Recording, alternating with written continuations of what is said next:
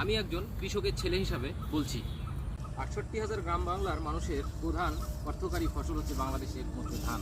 এই ধান কিন্তু কৃষক আপনার পরিশ্রম করে চাষাবাদ করে আবাদ করে। এই ধানটাকে এখন ঘরে তোলার কিন্তু একটা উপযুক্ত সময় হয়ে গেছে। দেখেন কত সুন্দর কলাপাক ধরছে, কিছুদিনের মধ্যেই এই ধানটা উঠে যাবে। তবে কৃষক বিভিন্ন প্রতিকূলতার মাঝে এই আপনার ধান উৎপাদন করে, যেটা আমরা ঘরে বসে থেকে চাল পাই, অথচ তাদেরকে মূল্যায়ন করি না।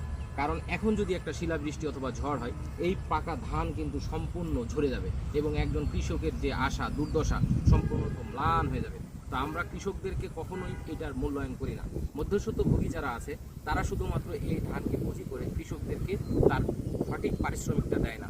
এরা এখান থেকে মুনাফা লুটে নেয় এবং একজন কৃষক সারা জীবন কৃষকই থাকে, সে কখনোই তার স্বাচ্ছন্দ্যে জীবনযাপন করতে পারে না। তো আমি চাইবো যে এইখান থেকে যে এই সিন্ডিকেটটা আছে এটা ভেঙে শ্রমিককে এবং কৃষককে যাতে উন্নত করা যায় সেই প্রকল্পে কাজ করার কথা।